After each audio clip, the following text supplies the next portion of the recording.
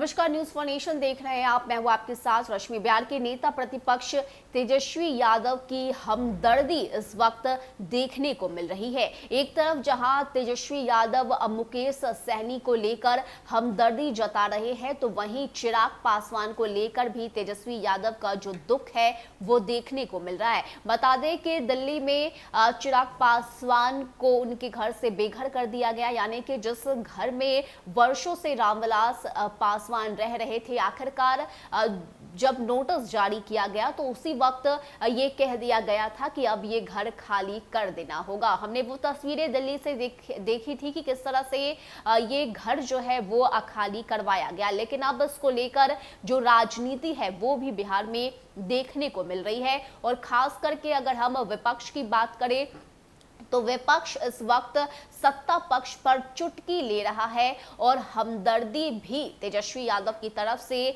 दिखाया जा रहा है। ऐसे में आपको बताएं कि तेजस्वी यादव की ये जो हमदर्दी है वो बीजेपी को रास नहीं आ रही। बीजेपी ने सीधे सीधे तेजस्वी यादव पर हमला करते हुए ये कहा है कि जब मुकेश सहनी तेजस्वी यादव के साथ थे तो उस वक्त उन्होंने मुकेश सहनी के साथ क्या किया था, और अगर चिराग पासवान को लेकर इतना ही हमदर्दी तेजस्वी यादव को है तो वो उनका ख्याल रखे। इस तरह की जो बातें हैं वो बीजेपी की तरफ से कही जा रही है।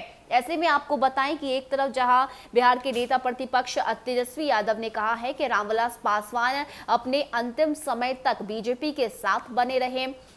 चिराग पासवान ने भी कहा था कि वे हनुमान है, लेकिन बीजेपी ने अपने हनुमान के ही घर में आग लगा दी। भाजपा ने दिल्ली का बंगला ही नहीं बल्कि असली बंगला जो लोजपा का चुनाव चिन्ह हुआ करता था वो भी चिराग से छीन लिया। पार्टी भी तोड़ दी गई। भाजपा के साथ जो हुआ वह उसे मिटा देगी, चाहे वह अकाली दल हो, सहनी हो या कोई और हो। ये बीजेपी संग रहने का दुष्परिणाम है कि बीजेपी इस तरह से अपने जो बदले हैं वो निकालती है। ऐसे में आपको बताएं कि भाजपा ने तेजस्वी यादव के बयान पर कहा है कि भाजपा जिस पर विश्वास करती है, अगर वह विश्वासघात करता है तो उसे परेशानी होती ही है। पार्टी के प्रदेश प्रवक्ता प्रेमरंजन पटेल ने ये बातें कही है। उन्होंने कहा है कि राजद को अपने गिरबान में झांकना चाहिए। उन्होंने मुकेश सहनी, जीतन राम मांझी, उपेंद्र कुशवाहा के साथ चुनाव से पहले क्या किया था। उन्होंने कहा है कि राजद ने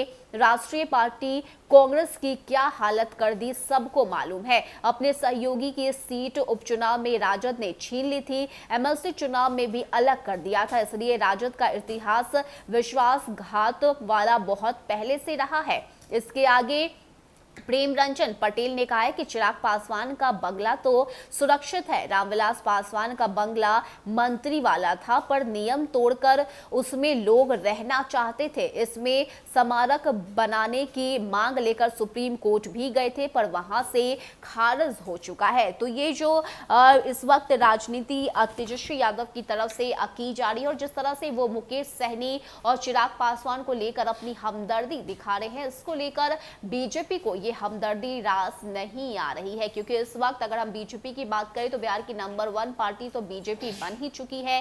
साथ ही साथ बीजेपी की अलग से जो रणनीति है वो भी बनाई जा रही है। कई ऐसी प्लानिंग है जो बीजेपी की तरफ से की जा रही है। बाकी पार्टियों को पीछे पछाड़ने की जो तैयारी है वो चल रही है। लेकिन इस बीच अगर हम तेजस्वी यादव की बात करें तो तेजस्वी यादव हर एक मुद्दे पर अपनी बातों को सामने रखते। ऐसे में चिराग पासवान के साथ जो कुछ भी हुआ, मुकेश सहनी के साथ जो कुछ भी हुआ, इसको लेकर अब तेजस्वी यादव सामने आ चुके हैं और लगातार वो बयान भी दे रहे हैं। लेकिन ये बयान तेजस्वी यादव के लिए इस वक्त मुश्किलें खड़ी कर रहा है, क्योंकि बीजेपी अब तेजस्वी यादव को छोड़ने वाली नहीं है और उन्हीं के किए गए काम को दोहराते हुए बीजेपी ने ये बताया है कि तेजस्वी यादव ने तो खुद अपने ही लोगों के साथ विश्वासघात किया है। ऐसे में वो किसी और को कुछ भी बोलने के हकदार नहीं है। तब देखने वाली बात होती है कि इस पूरे मामले को लेकर आगे बिहार में राजनीति किस तरह से की जाती है और जो तेजस्वी यादव ने बयान दिया इसको लेकर बीजेपी का जो पलटवार सामने आया है, इसे अब किस तरह से आरजेडी लेती है और आगे क्या कुछ तेजस्वी यादव करते हैं। फिलहाल इतना ही। ज्यादा अपडेट के लिए आप बने रहिए न्यूज फॉर नेशन के साथ। नमस्कार।